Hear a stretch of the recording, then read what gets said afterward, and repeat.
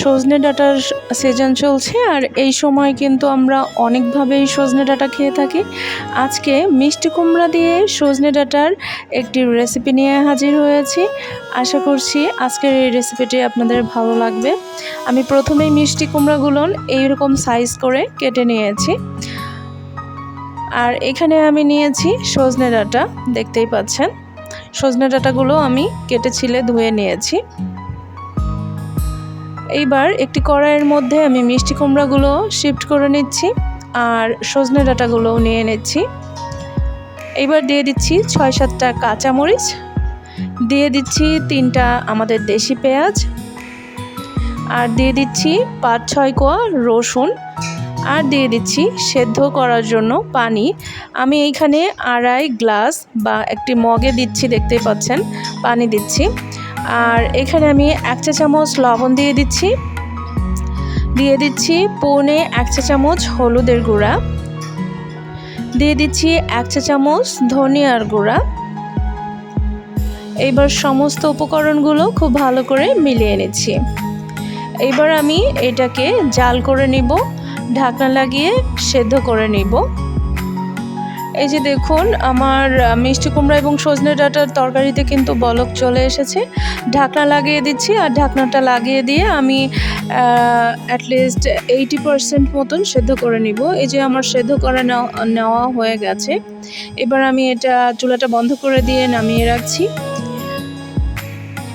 আর একটি ফ্রাই প্যানের মধ্যে পরিমাণ মতন সয়াবিন তেল দিয়ে দিলাম। এবার দিয়ে দিচ্ছি পেঁয়াজ কুচি, আর আমি এখানে আমাদের দেশি পেঁয়াজ 3টা নিয়েছি, আর এখানে ৫-৬ কোয়া রসুনের কোয়া কুচি করে নিয়েছি, আর দিয়ে দিচ্ছি 1 চা চামচ জিরা।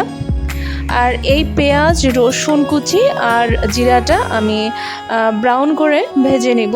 লক্ষ্য রাখবেন যেন ভাজার সময় পুড়ে না যায়, পোড়া পেঁয়াজ রসুনে কিন্তু ফ্লেভারটা নষ্ট হয়ে যায়। এবার আমি বাগার দিয়ে দিব। আমি আবারও চুলার উপরে তরকারিটা বসিয়ে দিয়েছি, আর এবার আমি ভাজা পেঁয়াজ রসুন আর জিরার বাগারটা দিয়ে নিচ্ছি। বাগারটা দিয়ে নেওয়া হয়ে গেলেই কিন্তু আমি নামিয়ে নিব না, আমার এখনও একটি সিক্রেট মশলা এখানে অ্যাড করা বাকি রয়ে গেছে। আমি মিলিয়ে নিচ্ছি খুব ভালো করে। এইবার দিয়ে দিচ্ছি সেই সিক্রেট মশলাটি। এখানে আমি 5 ফোড়নের গুঁড়া নিয়েছি। আপনারা চাইলে কিন্তু আস্ত 5 ফোড়নও দিতে পারেন। যারা আস্ত 5 ফোড়ন ব্যবহার করবেন তারা যখন পেঁয়াজ রসুন জিরা ভাজা হয়েছে তখন আপনারা 1 চা চামচ অ্যাড করে নেবেন। আর এখানে আমি 1/2 চা চামচ 5 ফোড়নের গুঁড়া ব্যবহার করছি। এই 5 ফোড়নের গুঁড়াটা আপনারা যারা পছন্দ করেন না তারা অ্যাভয়েড করবেন, আর যারা পছন্দ করেন তারা অবশ্যই দিবেন। আমি 5 ফোড়নের গুঁড়াটা দিয়ে ধিমি আঁচে রেখে তরকারিটাকে আবারও 5-7 মিনিটের মতন জাল করে নিব। এই মিষ্টি কুমড়া দিয়ে সজনে ডাঁটার তরকারিটা আমার মা রান্না করতেন ছোটোবেলায়, আমার তো খুবই পছন্দ ছিল, আর এখন আমার জামাইয়েরও অনেক বেশি পছন্দের। সজনে ডাঁটা দিয়ে মিষ্টি কুমড়ার তরকারিটা কিন্তু আমার রেডি হয়ে গেছে। এখন চুলাটা বন্ধ করে দিচ্ছি এবং আপনাদেরকে গরম গরম সার্ভ করে দেখাচ্ছি।